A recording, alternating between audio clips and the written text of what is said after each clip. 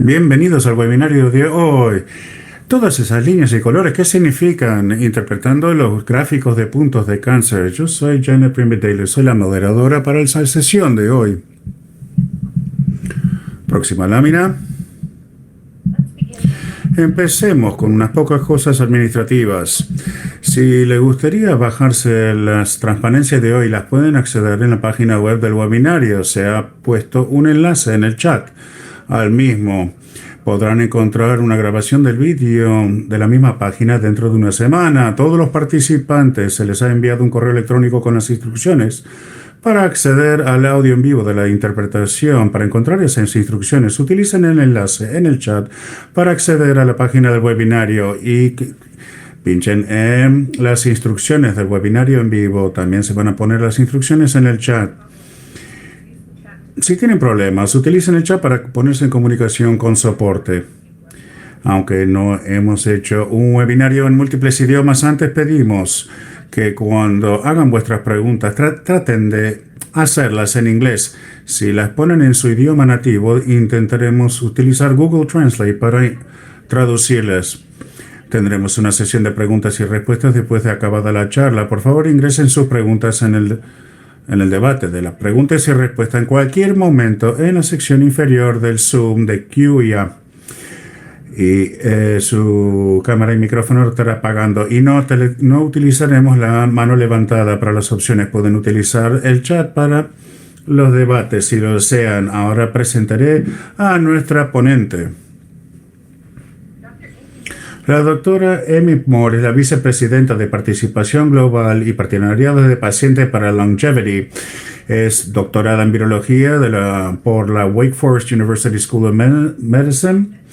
Era miembro postdoctoral para la Sociedad Americana del Cáncer en la Universidad Vanderbilt y ha estado en el sector sin fines de lucro durante más de un decenio, primero en Georgia, donde trabajó para construir una iniciativa estatal del cáncer y más posteriormente en el espacio de cáncer de pulmón. Trabaja estrechamente con los grupos de pacientes biomarcadores y lidera el grupo Longevity, los esfuerzos globales. Muchísimas gracias, es un privilegio estar aquí hoy. Por la oportunidad a IASLC. Espero que la sesión sea informativa para todo el mundo. Tengo muchas ganas de contestar todas vuestras preguntas. Así que hoy tenemos varios objetivos para interpretar los gráficos de datos de cáncer.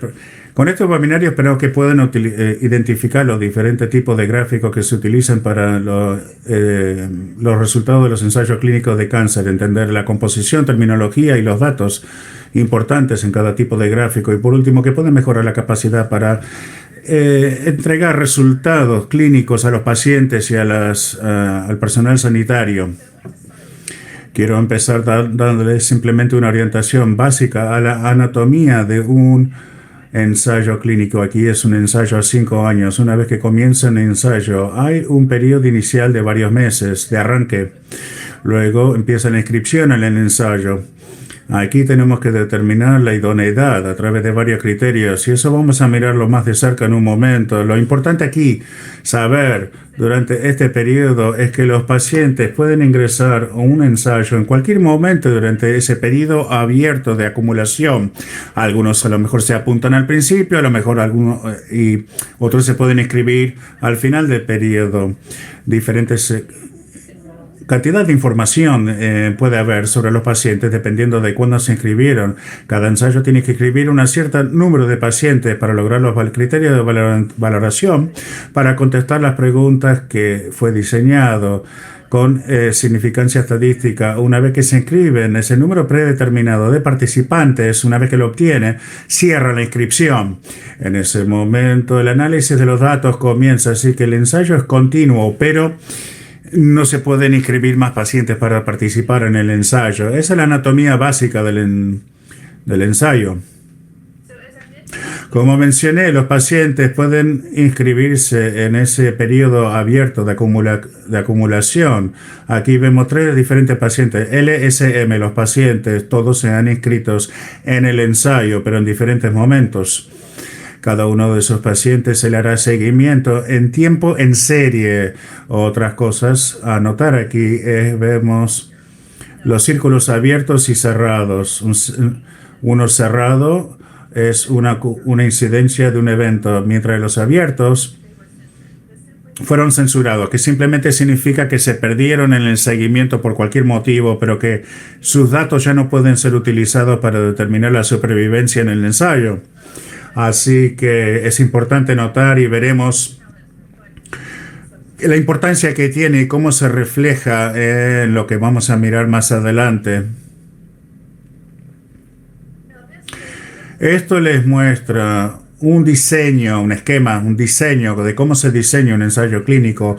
Como les dije hace unos momentos, los pacientes se inscriben según la idoneidad. Hay varios factores que los investigadores consideran para determinar si es idóneo un paciente para el ensayo. Eso puede ser por el estadio de la enfermedad, el tipo de cáncer pulmonar, el tipo de tratamiento, si han estado en una terapia dirigida, y aquí tenemos quimioterapia, cuántas líneas de tratamiento han tenido, sus resultados, su desempeño. Todas esas cosas se toman en consideración. Una vez que se cumple con esos criterios de idoneidad y son aceptados dentro del ensayo, será categorizado por la pregunta que se está haciendo en ese estudio en particular. En este ejemplo que tenemos aquí, una vez que están los pacientes, se clasifican en dos grupos, una vez en el ensayo por la expresión de PDL1, mirando a la gente que tiene bajo, y otros a lo mejor otros que tienen la PDL1 alto. Lo importante notar aquí es que en los ensayos fase 1, fase 2, que son etapas más anteriores, no vamos a ver pacientes. En este caso, en fase 3 o 4, los pacientes que han sido randomizados para mirar las diferentes intervenciones, para ver si tienen los beneficios. Así que fase 1 y 2 no están randomizados en la fase 3 y 4. Antes de adentrarnos en los gráficos en sí, tenemos que entender algunos criterios de valoración básicos de ensayo clínico. Un criterio de valoración es un resultado, un evento que se puede utilizar para determinar si la intervención le da un beneficio a los pacientes. Así que el patrón oro, la norma, es el cuarto aquí. La supervivencia general o global es el tiempo entre el tratamiento y la muerte del paciente. La buena noticia en el espacio de cáncer pulmonar es que los pacientes con el nivel de terapia inmune y terapia dirigida viven más, así que la supervivencia global puede ser un tiempo mayor para alcanzarlo. Y eso es bueno porque es un reto cuando se trata de mirar los fármacos y si pueden aprobarse o no. Así que en ese caso muchas veces miramos ahora criterios de valoración alternativos para tomar esas decisiones, y más recientemente hemos visto mucho énfasis sobre la supervivencia libre de progresión, la duración del tiempo entre tratamiento y un empeoramiento medible de la enfermedad. También podemos mirar como la supervivencia libre de enfermedad, el tiempo entre el tratamiento y la recidiva. Eso es particularmente útil en el contexto de cirugía, por ejemplo. Otro criterio de valoración es la tasa de respuesta, es el porcentaje de pacientes cuyo cáncer se encoge o desaparece después del tratamiento. Es útil para estudios de un solo brazo que no necesitan un brazo de control. Por último, la calidad de vida. Sabemos que es importante cuando se trata de pacientes bajo tratamiento y vemos un énfasis creciente en esa área en particular, y eso considera si el impacto de un fármaco sobre el dolor u otros síntomas del paciente relacionados con su condición. En este caso, muchas veces contamos con lo que llamamos resultados percibidos por el paciente. Los pacientes nos tienen que decir qué experiencia tiene, cómo le incide estos varios temas. Es un tema creciente como área. Y nosotros en longevidad tenemos interés en entender. Con esa orientación vamos a adentrarnos en algunas cosas más. Hoy voy a hablar acerca de varios diferentes tipos de gráficos. Vamos a hablar de curva de supervivencia, también conocida como las curvas de Kaplan-Meier, curva de supervivencia, gráfico de bosque, de eventos adversos, gráfico de cascada, de nadador y de araña. Al hablar de cada uno de estos gráficos, les voy a decir qué es lo que aborda el gráfico y qué está representando el gráfico. Hay unos consejos básicos para identificar los gráficos de datos. Esto lo comparo con antes de los días de GPS, cuando teníamos que abrir un mapa en el coche. Hay que orientarse a qué es lo que nos muestra el mapa. Empecemos mirando el método, el análisis, el tipo de estudio. ¿Cuál es la conclusión? Miren las etiquetas de ejes. Es la mejor forma de orientarse de donde estás en el gráfico. Encuentra el eje X, Y. El vertical está a la izquierda, es el Y. Y el eje X es el horizontal, que va a lo largo por abajo. Y esto variará de gráfico en gráfico. Es muy importante, por tanto, que lean las etiquetas de estos ejes, porque te dirán qué es lo que representan. Por último, ¿quieres ver la leyenda? Hay una herramienta muy bonita que muchas veces se dan en los gráficos. Puede ser como una caja que te dirá qué significa los diferentes colores, la forma diferente, y qué significa todo eso. Todo eso te va a ayudar a orientarte. Vamos a empezar con una orientación básica, la curva de supervivencia, que se conoce también como la curva de Kaplan-Meier. Es la supervivencia a lo largo del tiempo para todo el grupo de participantes en el ensayo. Ahora, como les dije, lo primero que quieres hacer con cualquiera de estos gráficos es descifrar el eje Y y X. El Y dice la supervivencia como porcentaje. Aquí estamos mirando la supervivencia global. Abajo pueden ver el tiempo en meses. También vemos el número en riesgo, es el número de participantes que siguen en el ensayo. Ven a lo largo del tiempo, al ir de izquierda y derecha, que ese número va en bajada, o porque se mueren pacientes, o que cambien de profesión, o que se salen del estudio por otro motivo. Y aquí en este gráfico tenemos dos curvas, una en verde y una en violeta. Cada vez que ves que esas curvas bajan, en este caso representa en supervivencia global, representa cada bajada una muerte de paciente. Estamos considerando dos intervenciones. Una, la pregunta que se hace en los ensayos aquí, si le provee un beneficio a los pacientes en comparación con el tratamiento estándar. Dos, empezar a hacer eso, tenemos que ver cuál es la supervivencia media global. Para determinar la supervivencia media, queremos ir al eje Y a la izquierda, encontrar la marca del 50%, y medio como dibujar una línea horizontal que corte cada curva. En ese momento donde se cruza, vamos a bajar la línea vertical a la X para ver el tiempo en meses. En este caso, si lo hacemos ese ejercicio para la curva púrpura, vamos a lo largo y bajamos la línea, vemos que la supervivencia media, vemos que es más o menos 9,5 meses. En contraste, durante lo mismo, para la curva verde, vemos que la supervivencia media es 24,5 meses. A lo mejor se preguntan también, bueno, ¿cuántos pacientes siguen vivos un año en el estudio? En este caso bajamos al X, que es tiempo, encontramos esa marca de un año, que en este caso son 12 meses, y trazaríamos una línea hacia arriba hasta que se corta con cada curva, y luego llevar una línea horizontalmente para ver qué porcentaje de pacientes siguen vivos. Ese ejercicio lo hacemos para la curva púrpura, vemos que a 12 meses aproximadamente 34% de los pacientes están vivos. Para la verde vemos 12 meses, 69% de los pacientes siguen vivos.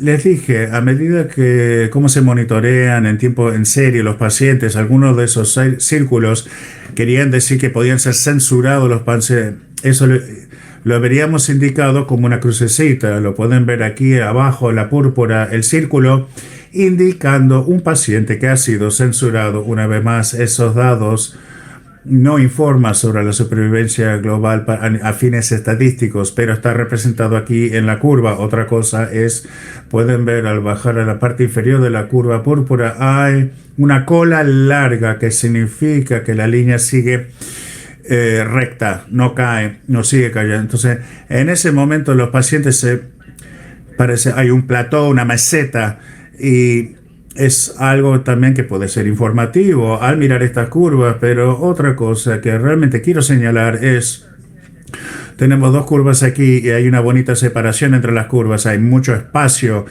entre las curvas. Y eso es algo bueno porque un tratamiento claramente es mejor o parece ser mejor que otro. Entonces, con esa orientación parece un ejemplo del mundo real.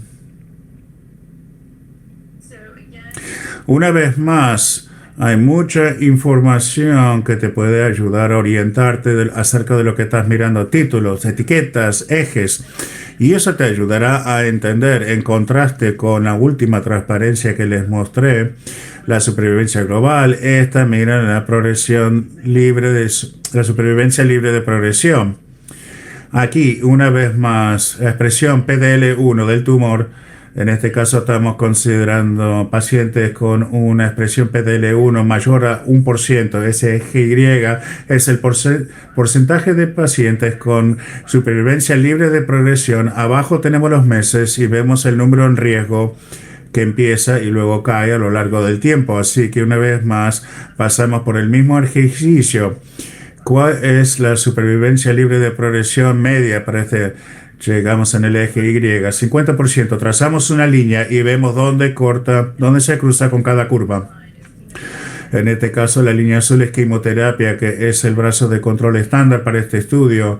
Y vemos que solo quimo, los pacientes sobreviven unos 5,5 meses. En contraste, la intervención, la combinación de nivolumab más IPI, vemos que los pacientes sobreviven unos 7 meses. Así que una vez más, como describí antes, otra cosa que vimos, una bonita separación de las curvas que nos sugeriría que hay una diferencia entre los dos tratamientos y que uno puede ser beneficioso frente al otro. Miremos un caso en donde no es el caso. Aquí estamos viendo una curva, una vez más, el tiempo hacia o a la progresión en Y y abajo en X tiempo en meses.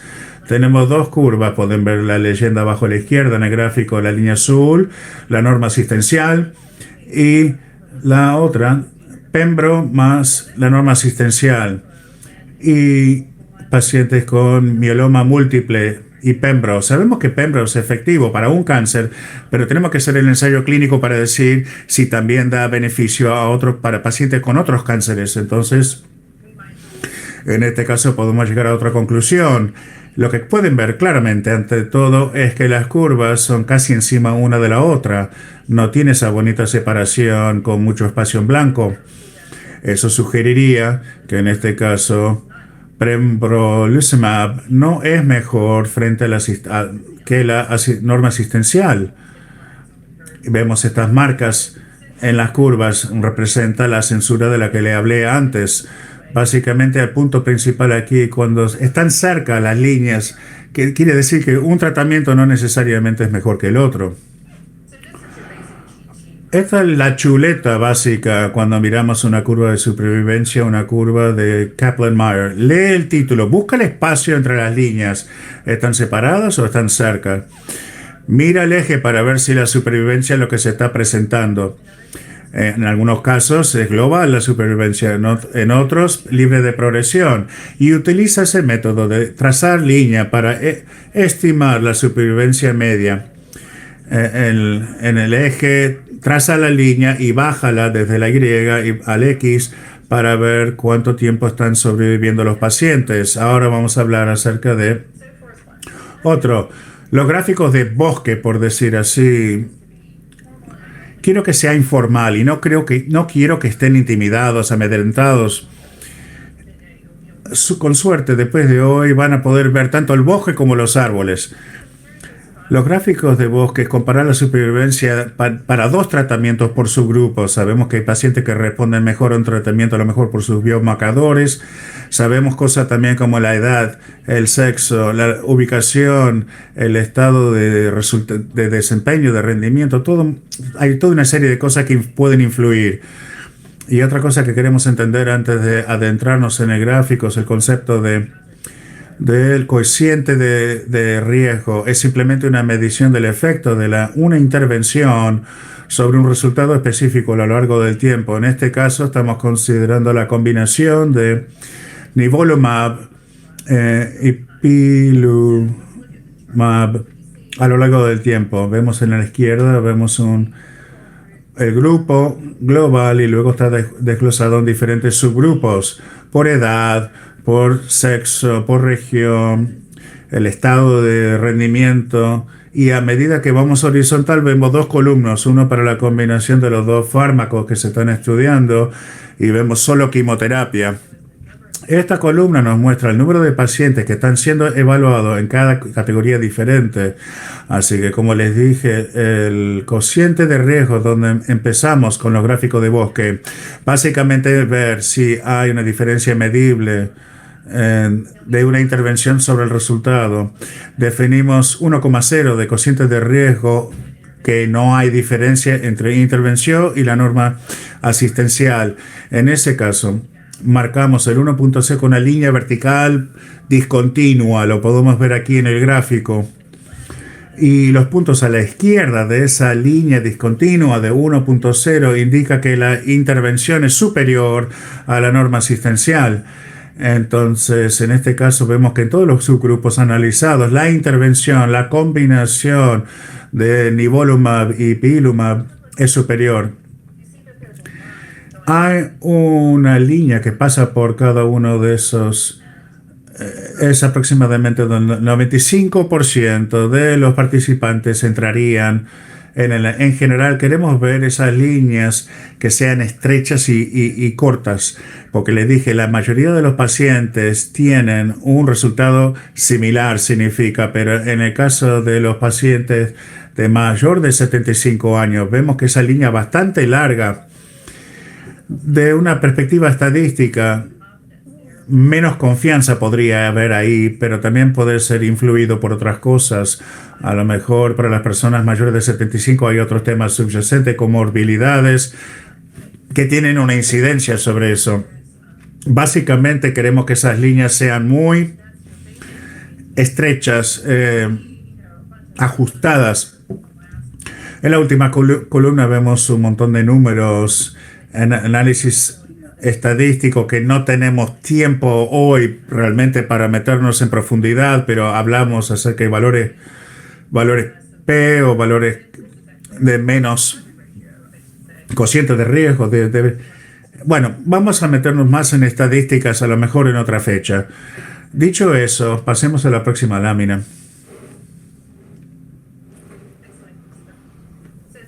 Próxima transparencia. Chuleta, siempre leen el título, oriéntense a lo que se está representando, lean las etiquetas de las columnas, las comparaciones, vean para ver la línea 1.0, la vertical, que te dice que no hay distinción entre la intervención y el control. Si los puntos están más a la izquierda, que diría que la intervención funciona mejor, o están más a la derecha.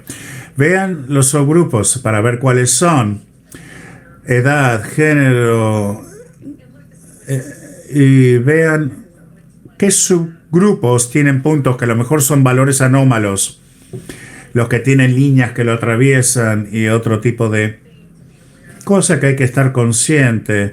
A medida que más subgrupos, más números más pequeños, y aumenta el riesgo de falso negativo, falso positivo. Quieres evitar sacar muchas conclusiones comparando subgrupos los unos con los otros, pero simplemente si están más a la izquierda que a la derecha. Bueno, vamos a cambiar un poco ahora. Así que he pasado por dos tipos de gráficos hasta el momento: la curva de supervivencia Kaplan-Meier.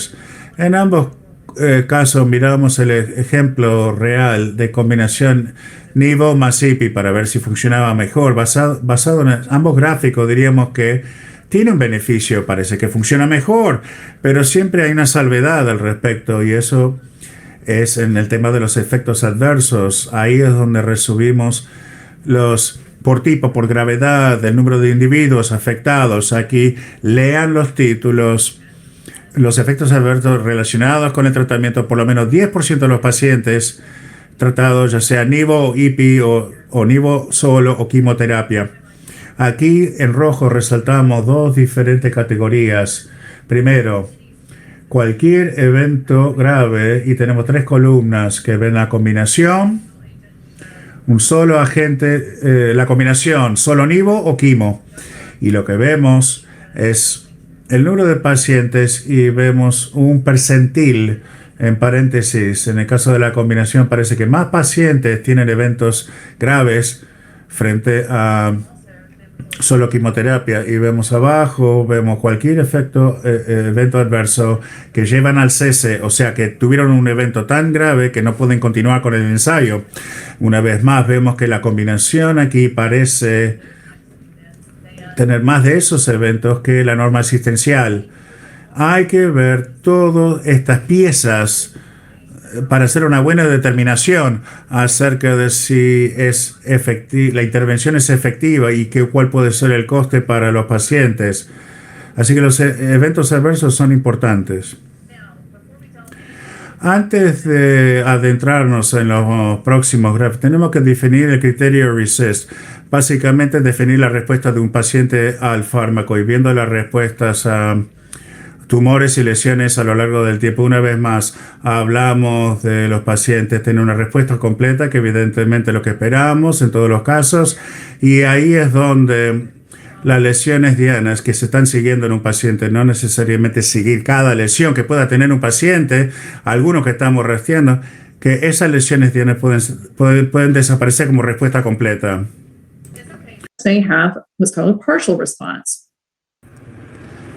Eso significa que al menos un 30% de reducción en la suma del diámetro más largo de esta lesión diana. Vemos el tamaño de las lesiones y se han reducido por al menos un 30%. A veces un paciente tiene lo que se llama enfermedad estable, que cambian sus lesiones entre un aumento del 20% o una reducción del 30%, y por fin la enfermedad progresiva, una situación en la que las lesiones están aumentando por más del 20% o hay la aparición de nuevas lesiones. Según esta orientación, empezaremos a mirar algunos gráficos diferentes. Vamos con el gráfico de cascada.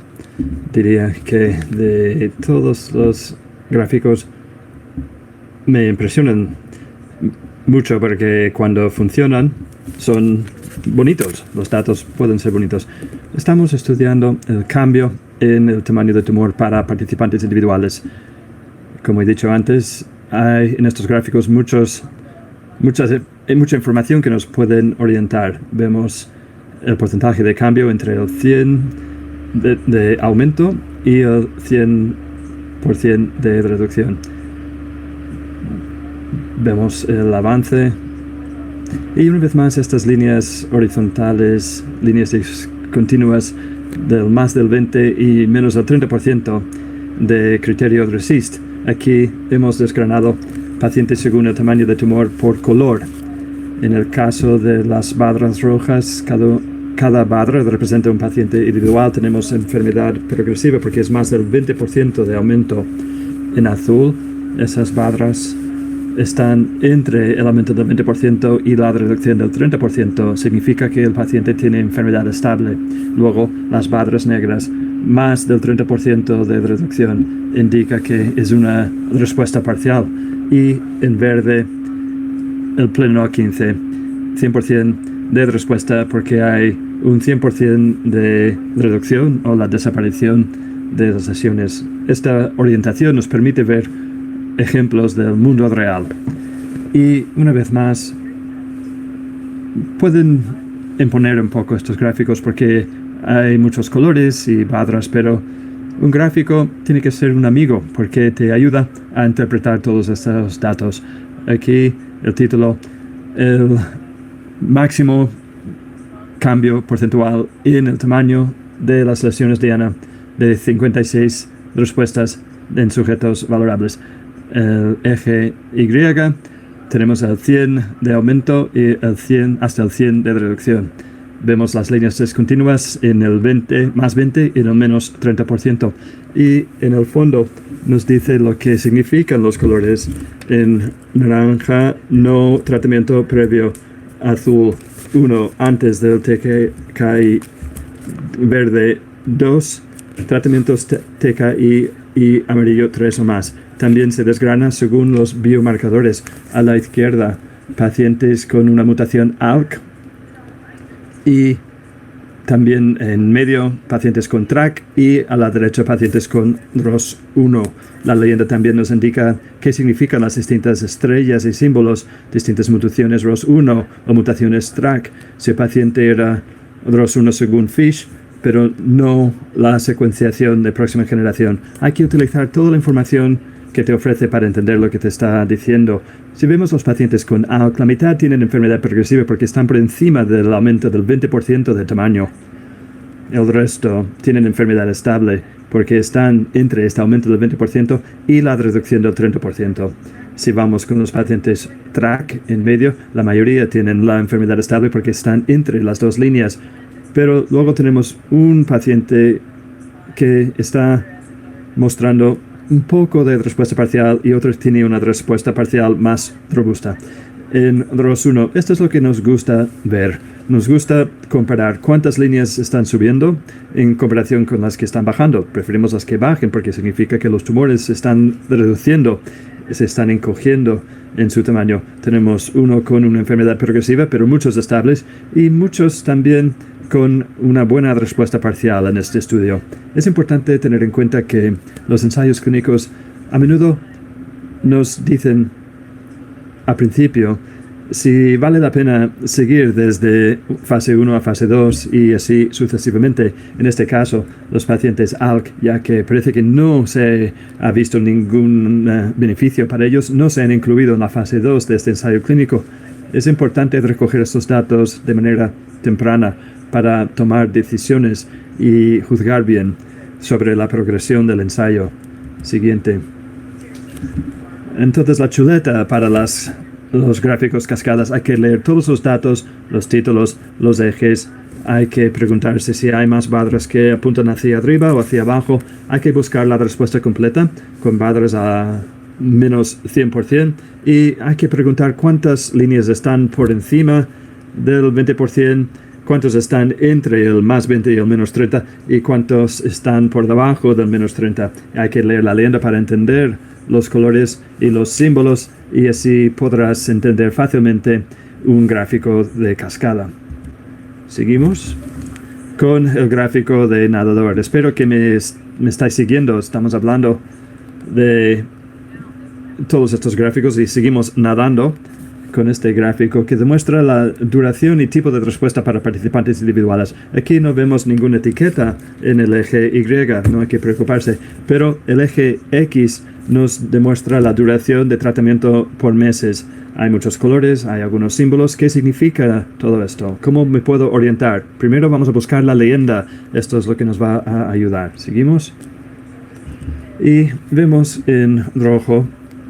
Nos indica qué significa todos los colores. Azul, respuesta parcial. Púrpura, estable. Amarillo, progresiva. Rosa, no valorable. Y gris, no disponible.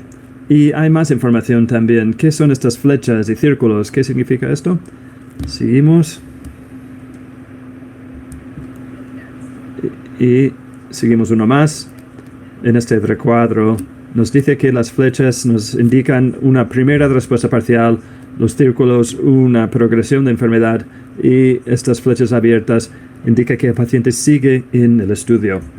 Y vemos una buena agrupación de flechas, indica una primera respuesta parcial, todos en torno al punto de 1 mes y medio. Y así volvemos al comentario anterior de buscar aquel dato temprano antes de los 2 meses. Ahí es donde queremos poder juzgar en cuanto a si el estudio vale la pena seguir con él o no.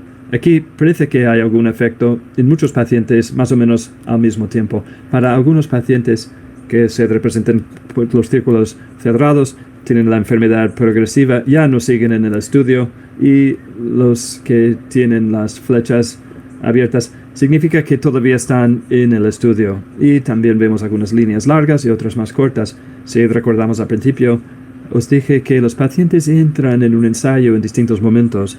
Algunos se apuntan en cuanto puedan y empiezan en el ensayo desde ya. Otros se inscriben más tarde. Tendremos distintas cantidades de datos de estos pacientes en función de cuándo se inscriben y así las líneas pueden variar. En cuanto a las líneas rosas y grises, no valorables o no disponibles, en algunos casos, si el paciente abandona o no podemos seguirlo, ya no podemos utilizar sus datos para informar al ensayo clínico y las cosas que estamos estudiando, pero nos da una orientación básica. Siguiente.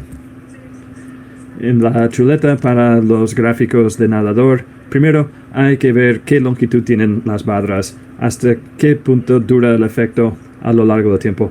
Se indica la respuesta completa en la leyenda y hay que volver a leer la leyenda para entender la codificación de colores y los símbolos, igual que hemos hecho, y nos ayuda a saber qué significan los colores, quién está teniendo una primera respuesta parcial, etc. Y nos queda un gráfico. Siguiente.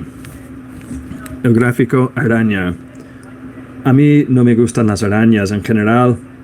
Es un insecto que no me gusta. Y en cuanto a los gráficos araña, tampoco me gustan. Soy del sur, tenemos una expresión, un dicho, y decimos que algo es un buen lío.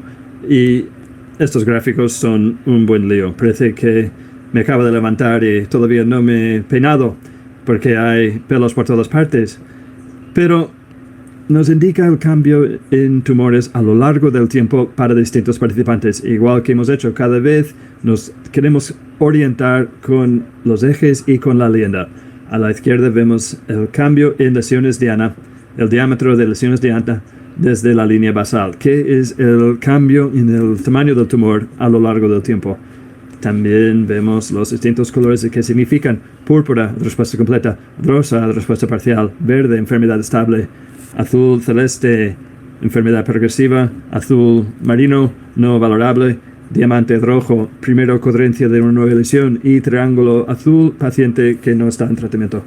Y también vemos las líneas discontinuas horizontales que definen el criterio de RECIST a más 20 y menos 30. La pregunta es: ¿cuántas líneas están por arriba y cuántos van para abajo? Si volvemos a la analogía de peinarse, me gustaría peinarme bien, tener una buena coleta, todos los pelos en el mismo sentido, pero no es cómo van los ensayos clínicos. ¿Cuántos suben? Eso significa que las lesiones crecen, cuántos están en medio y cuántos bajan, es decir, cuántos responden. Y si tenemos alguna respuesta completa. Siguiente. Acabo de decir, ¿no?, que tenemos los criterios RECIST, las líneas discontinuas nos orientan a estos criterios para saber si los tumores están creciendo, si están estables o si se están encogiendo. Y siguiente. Una vez más, les he dicho que los diamantes indican la primera ocurrencia de una nueva lesión y los triángulos azules un paciente que no está en tratamiento. Esto indica, vemos donde suben las líneas azules, significa que los tumores están creciendo.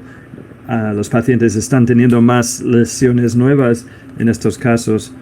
Algunos pacientes pueden estar muy inestables. Sus tumores aumentan, pero no vemos ocurrencia de nuevas lesiones. La leyenda siempre nos va a indicar qué significan los gráficos. La chuleta para el gráfico araña, hay que estudiar cuántas líneas suben, cuántas están en medio, y lo ideal es que muchas estén por debajo de las líneas discontinuas. Buscamos la respuesta completa, líneas a menos 100. Hay que leer la leyenda, entender la codificación de colores y los símbolos. Siguiente. Y creo que hasta aquí para el gráfico araña. Y esto es nuestra orientación para entender qué significan todos estos colores, líneas y estrellas. Janet, te paso la palabra. Muchas gracias, Amy, por esta maravillosa presentación. Quería decir que este webinar se ha desarrollado como una parte del programa STARS de IACSLC, los Supportive Training in Research and Science. STARS se ha desarrollado en 2019 con grupos de defensa de cáncer de pulmón y otros individuos para formar, desarrollar y promocionar defensores de investigación del cáncer de pulmón en la ciencia y realidades de investigación de cáncer de pulmón. Se puede aprender más sobre STARS haciendo clic sobre este enlace que ven en la pantalla. Y la financiación se ha proporcionado por Amgen, Bristol Myers Squibb, Genentech y Lilly Oncology. Así, ahora abrimos un turno de preguntas. Por favor, escriban sus preguntas en la casilla de preguntas y respuestas. No vamos a mirar el chat ni tampoco vamos a utilizar la función de levantar la mano. Vamos a empezar hablando con Amy. Como has dicho, algunas de estas diapositivas imponen mucho. Me acuerdo cuando empecé a asistir a congresos de oncología como una defensora nueva y tenía experiencia en ciencia pero no en cáncer. Y me acuerdo de ver tantas diapositivas y no saber qué significaban. ¿Cómo te sentías cuando empezaste a encontrar estas diapositivas y cómo te acomodaste con esto? Bueno, la salvedad es que soy científica, ¿no? Pero como he dicho que una buena comparación es... Bueno, yo tengo bastantes años para recordar el mundo antes de los GPS y utilizamos mapas físicos en el coche para saber qué es el norte, dónde está el sur, el oeste, este, buscar los distintos puntos del mapa. Y no es tan diferente. Cuando leía un mapa en el colegio había una tacha una mancha en el mapa y nos perdimos. Entonces hay que utilizar el mapa, hay que utilizar todas las cosas que están ahí porque está ahí para ayudarte. Hay que orientarse, hay que saber qué es el eje horizontal, el vertical. Y como soy científica, he estudiado en la universidad y teníamos asignaturas de semestres enteros para enseñarnos a hacer lo que les acabo de intentar explicar en 30 minutos. Hay que ser paciente, no lo vas a aprender de un día para otro, pero sí que hemos dado algunos buenos consejos para empezar. Y diría que es verdad que ahora utilizamos el GPS, pero también tenemos Wayfinders y otras cosas como el programa STARS que tienen muchas capacidades para ayudarte a orientarte a navegar por todos estos mapas. Hay más módulos de formación para aprender más y los participantes en STARS lo están haciendo. Están estudiando estos módulos estudiando gráficos, estadísticas, están aprendiendo mucho. Pero no es algo que se puede aprender en un webinar de 30 minutos. Hay que darle tiempo. Cuanto más lo hagas, más fácil será. Hay que utilizar la información disponible. Hay que aprovechar el conocimiento de tus amigos y colegas que lo han hecho. Hay que aprovechar programas como STARS para profundizar y se vuelve más fácil. Es la buena noticia. Se hace más fácil. Pero te hago la misma pregunta, Janet. Eres nuestra científica de cohetes favorita, pero eres una paciente y defensora de investigación y lo haces todo muy bien. ¿Cómo fue para ti cuando empezaste? Lo que me ayudó mucho al empezar a encontrar estos gráficos es que otra defensora estaba conmigo ahí a mi lado y le preguntaba, ¿qué es esto?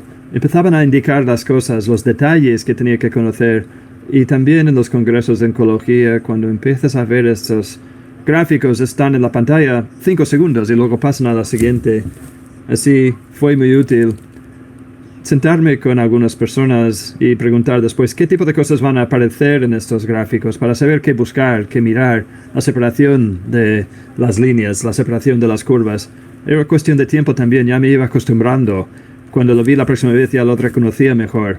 Y lo que más me chocó fue cuando alguien me enseñó a calcular la media de supervivencia haciendo bajar aquella línea. ¿Y por qué nadie me lo había enseñado antes? Espero que eso haya ayudado a unos cuantos hoy. Sí, estamos aquí para estar. Sí. Mis hijos son también muy aficionados a películas de astronomía que nos ayudan a navegar por las estrellas. Hay que practicar, hay que hablar con otros, no hay que intimidarse, hay que animarse, hay que darse tiempo y Ya llegarás. Bien, varias preguntas nos han llegado. Si podríamos volver a la diapositiva 11. Muchas preguntas sobre la censura y el número en riesgo en la parte inferior de la pantalla. ¿Por qué censuramos y por qué es que abandonan el ensayo? ¿Qué significa todo esto y cómo afecta a los datos? Bien, si vemos la parte inferior, vemos el número en riesgo. Los pacientes que están en el estudio, este número se reduce con el tiempo porque estamos viendo supervivencia global. Algunas personas fallecen, otros tienen nuevas ocurrencias y otros pierden en el seguimiento. Hay distintos motivos por la censura, pero en cuanto a cuando quieres aprobar un fármaco para una población, en estos casos, cuando pasa algo, hemos perdido los datos o el paciente ha abandonado por la razón que sea, una cosa que no tiene que ver con el ensayo, pueden ser censurados. Y esto se indica en estos gráficos cuando vemos estas marcas en la línea púrpura. Eso es lo que está pasando. Cuando esos números empiezan a bajar, es la combinación de pacientes que han fallecido o han abandonado el ensayo. El motivo pone que el número en riesgo es 0, pero todavía hay un 20% de los pacientes vivos en la curva púrpura y más en la verde, pero es que cuando los pacientes abandonan, por ejemplo, los efectos secundarios son demasiado difíciles o el médico quiere probar otra cosa, se pierden en el seguimiento y si sus datos se incluyen es un problema. Entonces ya no están en ese número porque ya no están en el ensayo, ya no tenemos sus datos de supervivencia, entonces no se refleja en el gráfico. Sí, es así. También vamos a aclarar lo que es el criterio RECIST. ¿Qué significa RECIST? Significa básicamente que estamos siguiendo ciertas lesiones diana, siguiendo cómo cambian de tamaño estas lesiones. Es una manera de definir los pacientes que responden, los que tienen una respuesta parcial o completa, en comparación con los que tienen una enfermedad estable o progresiva. Significa que sus lesiones o están creciendo o se mantienen en el mismo tamaño o se están encogiendo. Y esto se hace en pacientes con tumores sólidos. Entonces, RECIST es un criterio que se utiliza en todo el mundo para tumores sólidos.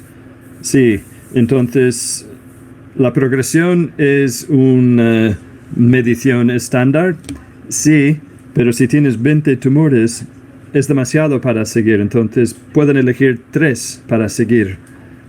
Es decir, no es siempre estándar en el sentido de que se miden todos los tumores de la misma manera o tal vez ni responden de la misma manera, o menos los que estamos estudiando.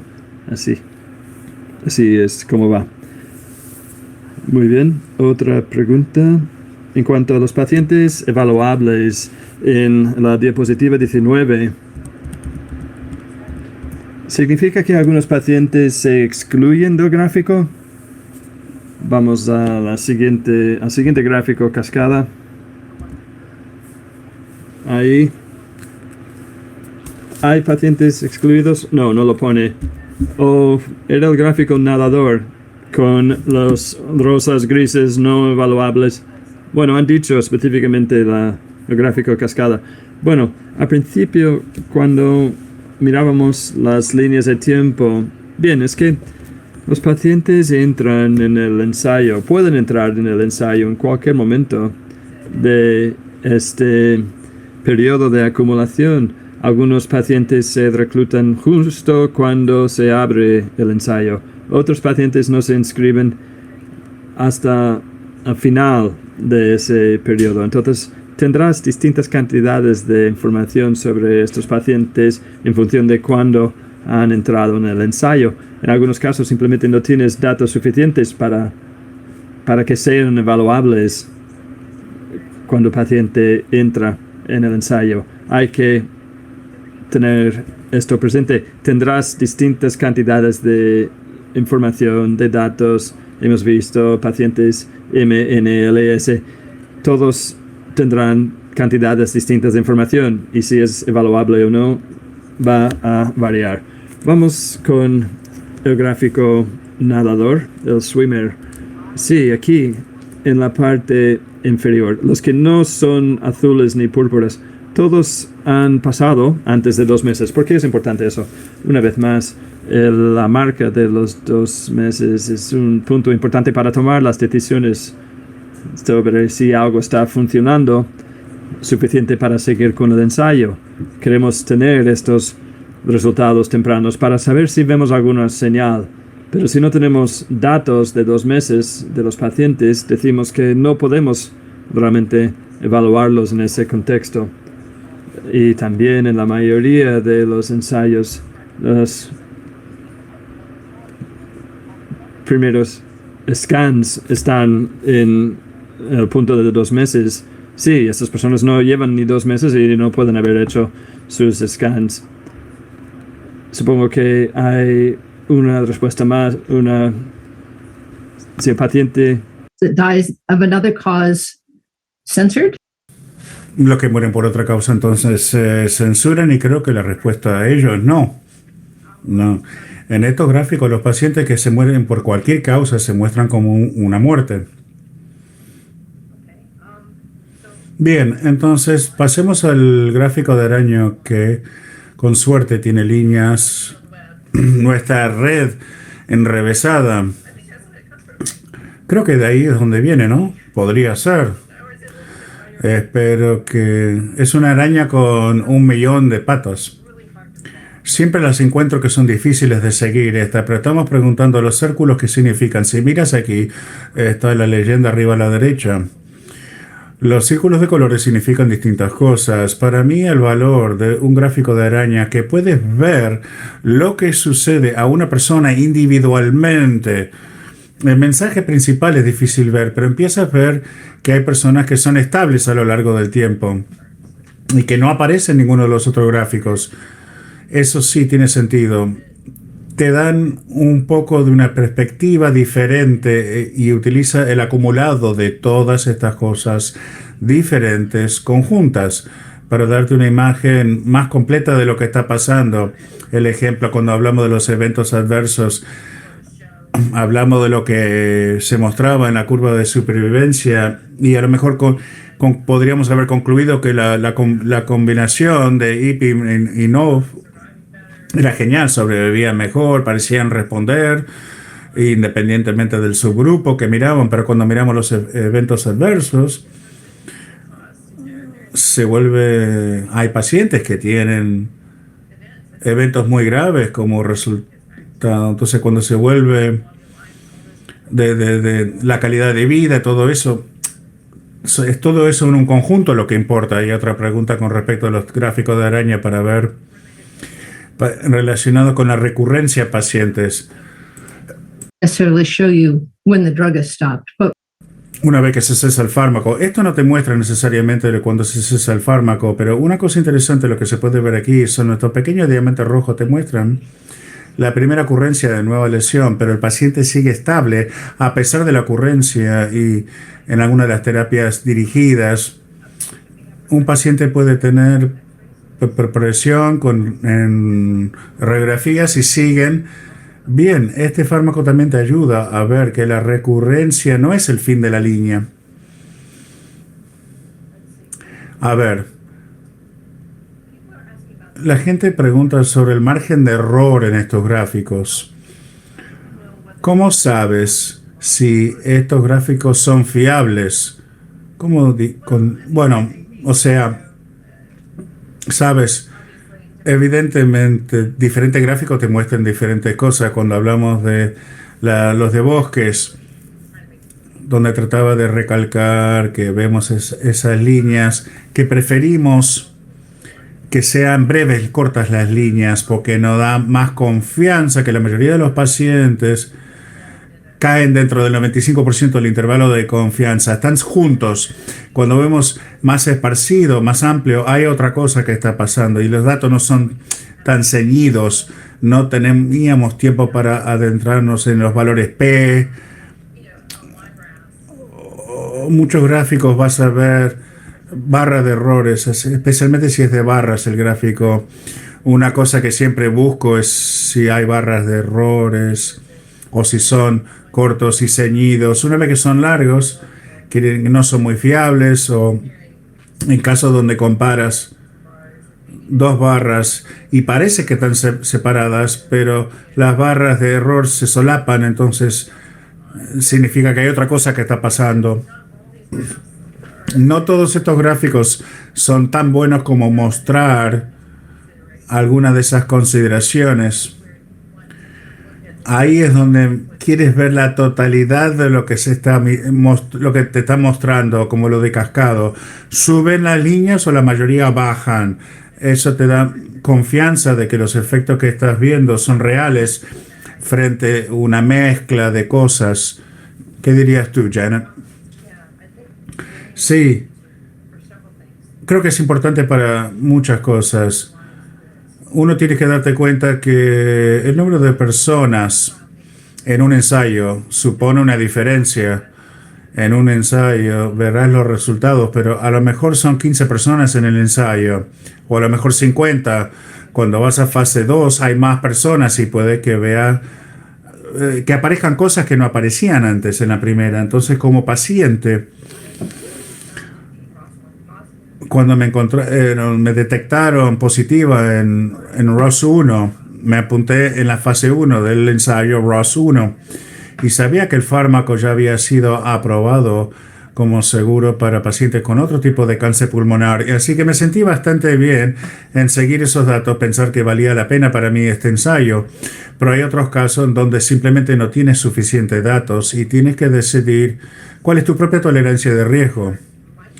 El gráfico a lo mejor se ve bien, pero sigue siendo pronto y no sabemos realmente. Un ejemplo es, vuelvo al gráfico de cascada. Cuando lo descomponemos por... You can see here for ALK, we had 18 patients. Teníamos 18 pacientes, solamente 7 en ROS1 31, que es un número mejor. Estamos viendo más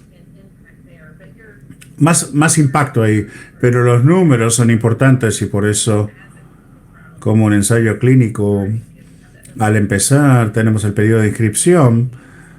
La inscripción continúa hasta que alcanzamos el número predeterminado de pacientes que hace falta para lograr un significativo estadísticamente y tenemos suficientes pacientes para facultar un estudio adecuadamente, que estamos dando suficientes datos para evaluar la pregunta que se está haciendo, dependiendo de qué se está preguntando. Y hay análisis estadísticos complicados que te dirán cuántos pacientes necesitas para un estudio. Y eso va más allá de mí. Por eso hay gente que solo se dedica a la bioestadística. Y estoy trabajando en un gran estudio ahora relacionado con COVID y cáncer. Y tenemos un bioestadístico muy talentoso basado en esta pregunta que queremos hacer. ¿Cuántos pacientes necesitamos para contestar esa pregunta? Y esa estadística va más allá del alcance de este webinario, pero es una pregunta genial y diría que el tamaño de cohorte de pacientes es muy importante. En ciencia hay que tomarse cosas con un poco de un grano de sal, hay limitaciones.